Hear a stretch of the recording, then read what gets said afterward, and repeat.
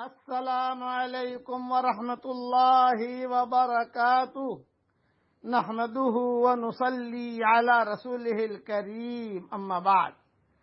آج کا سبق سن لیجئے۔ آج کے سبق کی سرخی ہے نماز سے دوستی کیجئے، پارٹ نمبر 8۔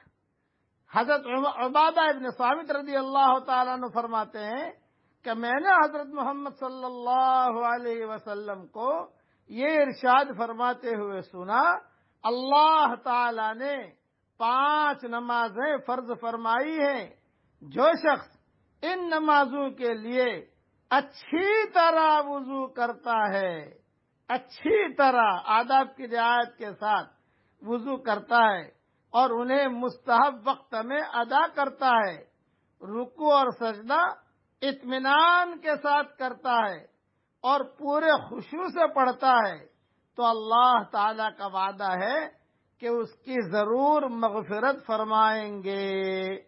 اور جو شخص ان نمازوں کو وقت پر ادا نہیں کرتا اور نئی خشوع سے پڑھتا ہے تو اس سے مغفرت کا کوئی وعدہ نہیں، چاہے مغفرت فرمائے چاہے عذاب دیں۔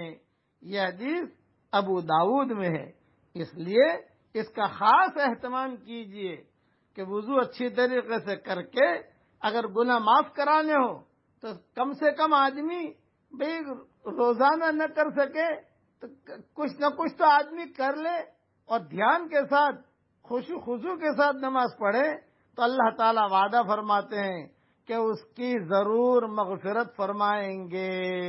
کتنا بڑا وعدہ ہے! اس لیے میں نے میری کتاب میں اس کا سرخی باندھ دی ہے، گناہ معاف کرانے کا نبوی نسخہ۔ یہ گناہ معاف کرانے کا نبوی نسخہ ہے اور بہت آسان ہے۔ یہ جو ہے یہ سمجھ لیجئے روحانی ویکسین ہے، یہ اسباق جو ہے یہ روحانی ویکسین ہے۔ اس سے جو گناہ بھی معاف ہوں گے، پریشانیاں بھی دور ہوں گی، الجھنیں بھی دور ہوں گی، سب کچھ ہوگا انشاءاللہ۔ اس لیے دین پر چلیے، دین پر چلنا یہ روحانی ویکسین ہے۔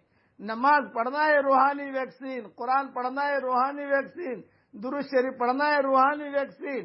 اللہ تعالیٰ خشوع خضوع کے ساتھ نماز پڑھنے کی ہم سب کو توفیق عطا فرمائے۔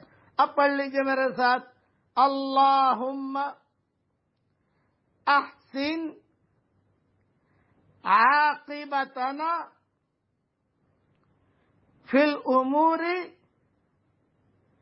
کلها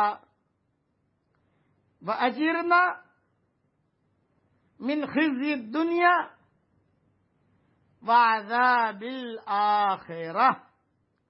بس اس دعا کے بہت فضائل ہیں، میں پہلے اسے کہہ بھی چکا ہوں، امیج بنا کے بھیج بھی چکا ہوں۔ اللہ تعالیٰ یہ دعا ہم سب کے لیے قبول فرمائے، آمین۔ وآخر دعوانا ان الحمد للہ رب العالمین۔